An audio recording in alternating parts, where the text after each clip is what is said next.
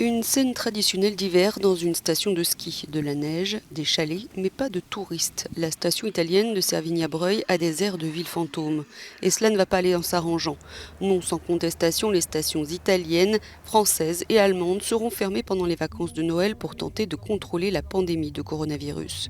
Il n'y aura pas de remontée mécanique, pas de restaurant, même si rien n'interdit malgré tout d'aller respirer l'air pur des montagnes enneigées.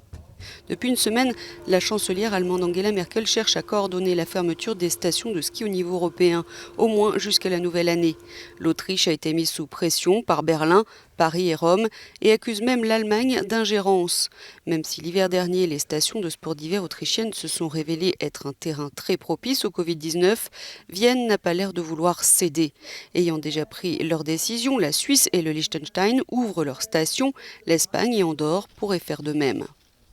Faute de coordination, la France a donc annoncé réfléchir à des mesures restrictives et dissuasives à l'encontre des vacanciers français récalcitrants.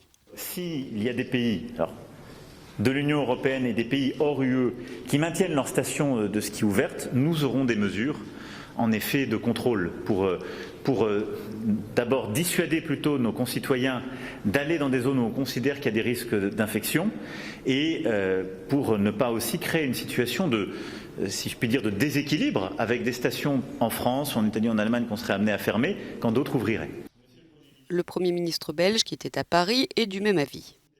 Il faut qu'il y ait une solidarité entre les pays européens et certains qui sont à nos frontières. Je pense qu'on ne peut pas demander à nos stations de ski d'arrêter leurs activités et de voir que des gens se déplacent.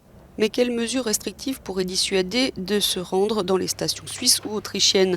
En Bavière, par exemple, les skieurs savent déjà qu'ils devront observer une quarantaine de 10 jours à leur retour de vacances. Ce matin, le Premier ministre français évoquait, lui, une mise à l'isolement de 7 jours.